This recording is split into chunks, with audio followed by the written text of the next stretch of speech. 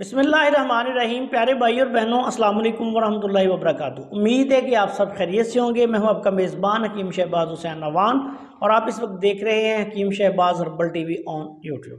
आज की इस मुख्तसर सी वीडियो में मुंह पक जाना, मुंह में छाले या किसी वजह से मुंह से बदबू आना, इसकी बहुत सी वजूहात हो सकती हैं।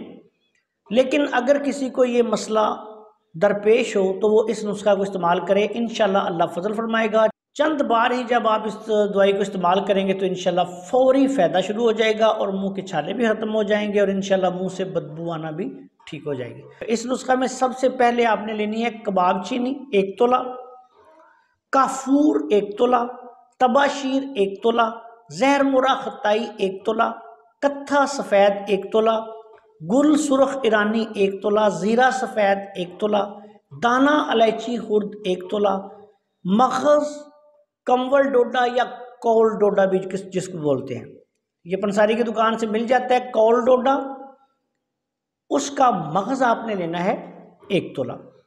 तमाम तर अद्वियात जितनी भी हैं इन सबको बारीक पीस के पाउडर बना के रख लें।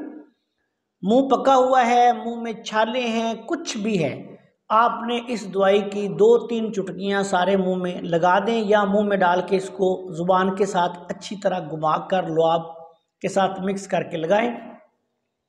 इंशाअल्लाह ताला पहली खुराक से फ़ायदा शुरू हो जाएगा और जैसे जैसे आप दिन में 2-3 दफ़ा इसका इस्तेमाल करेंगे, मुंह पकना, मुंह के छाले, मुंह से बदबू आना ख़त्म होना शुरू हो जाएगी। चंद रोज़ तक इसको मुसलसल इस्तेमाल करें और अगर आपके मुंह से ज़्यादा बदबू आती है तो आप देखें कि फिर दांतों का कोई मसला तो नहीं, पायरिया वगैरह हो सकता है, उसका इलाज करवाएं। और अगर कोई निज़ाम हज़म के मसाइल हों तो फिर निज़ाम हज़म को दुरुस्त करने की भी कोशिश करें।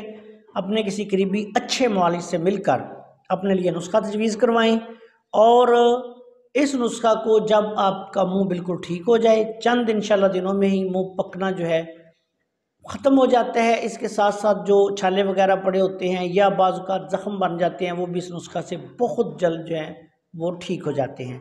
इसको जब आप ठीक हो जाएं फिर नुस्खे को इस्तेमाल करना जो है वो बंद कर दें।